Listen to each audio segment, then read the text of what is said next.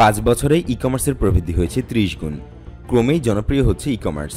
ফলে গত 5 বছরে দেশের ই-কমার্স ব্যবসার প্রবৃদ্ধি হয়েছে প্রায় 30 গুণ। ক্রেতা বিক্রেতার মধ্যে যোগাযোগ স্থাপনের মাধ্যমে পণ্য বিক্রিতে অনলাইন প্ল্যাটফর্মের প্রতি আস্থা ধীরে ধীরে বাড়ায়। বিশেষ করে ইলেকট্রনিক পণ্যের বাণিজ্য সম্প্রসারণে সহায়তা করেছে ই-কমার্স। বাংলাদেশ প্রতিযোগিতা কমিশনের প্রতিবেদনে এইসব কথা বলা হয়েছে।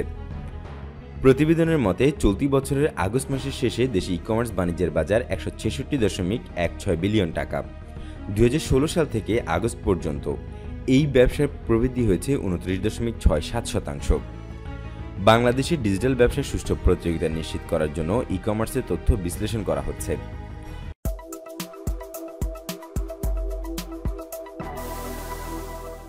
ওই প্রতিবেদনে জানানো হয় 2016 সালের পর থেকে দেশে ই-কমার্স ব্যবসার প্রবৃদ্ধি হতে শুরু করেছে। 17 সালে ই-কমার্স বাজারের আকার ছিল 86.32 বিলিয়ন টাকা। 2018 সালের শেষে গিয়ে দাঁড়ায় 105.4 বিলিয়ন টাকা। 2019 সালের ডিসেম্বর শেষে ই-কমার্সের আকার ছিল 131.84 বিলিয়ন টাকা। দেশে ই-কমার্সের বাজারে বেশ ভালো আকার ধারণ করেছে চলতি বছরের মার্চের শেষ দিকে শুরু হওয়া করোনা ভাইরাসের প্রাদুর্ভাব। করোনা প্রতিরোধে মানুষ চলাচল বন্ধ করে দেওয়ায় বাসায় বসে অনলাইন প্ল্যাটফর্ম থেকে পণ্য কেনাকাটা শুরু করে। দেশে এখন জনপ্রিয় ই-কমার্স সাইটগুলোর মধ্যে পাঠাও, দারা, জালডাল.com, সহজ, ফুডপান্ডা, বাগডুম, আজকের ডিল, বিক্রয়.com, সেবা, XYZ উল্লেখযোগ্য। দেশে ই-কমার্স ব্যবসার প্রসারে সহায়তা করেছে মোবাইল ব্যাংকিং এবং অনলাইন পেমেন্ট ব্যবস্থা চালু থাকার কারণে।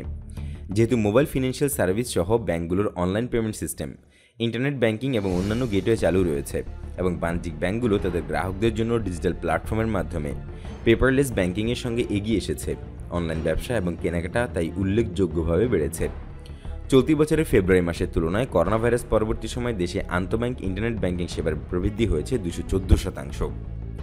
আন্তর্জাতিক পেমেন্ট সিস্টেম নেটওয়ার্ক মাস্টারকার্ড জানায়, করোনা ভাইরাসের আগে বাংলাদেশে ই-কমার্সে ডিজিটাল পেমেন্টের পরিমাণ 15%-এর মতো ছিল, কিন্তু লক্ষ্য করে দেখা গেছে করোনার প্রাদুর্ভাবকালে দেশে ই-কমার্সের ডিজিটাল পেমেন্ট সেবাগুলোর প্রতি মানুষের আগ্রহ বেড়েছে। ফলে এই লেনদেনের মাধ্যমে সাম্প্রতিক কালে যার পরিমাণ প্রায় দ্বিগুণ হয়েছে।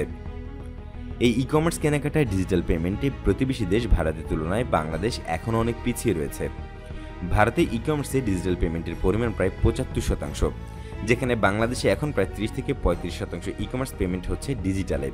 তবে অনলাইনে গ্যাজেট বা ইলেকট্রনিক্স এবং গ্রোসারি ইত্যাদি থেকে কেনাকাটায় ডিজিটাল লেনদেনের পরিমাণ প্রায় 50%-এর মতো।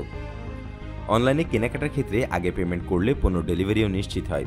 এই জন্য মাস্টারকার্ড গ্রাহকদের সুবিধার কথা মাথায় রেখে এবং ক্ষুদ্র ও মাঝারি ব্যবসায়ীদের উদ্বুদ্ধ করার লক্ষ্যে নিয়মিত বিভিন্ন ধরনের ক্যাম্পেইন চালিয়ে যাচ্ছে। Bangladesh association of software and information service বা বেসিস বলছে, মানুষ এখন অনলাইন প্ল্যাটফর্ম থেকে সবজি, ঔষধও কেনাকাটা করছে। বেসিস আরও জানায়, করোনার কারণে মানুষের আচরণের অনেক পরিবর্তন হয়েছে।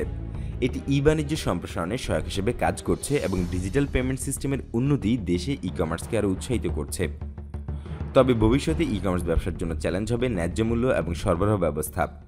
বাংলাদেশ যদি ওই দুটি জিনিস পরিচালনা করতে ব্যর্থ হয়, তবে অনলাইন শপিং প্ল্যাটফর্মগুলো গ্রাহককে হারাবে এবং ই-কমার্স চূড়ান্তভাবে প্রভাবিত হবে।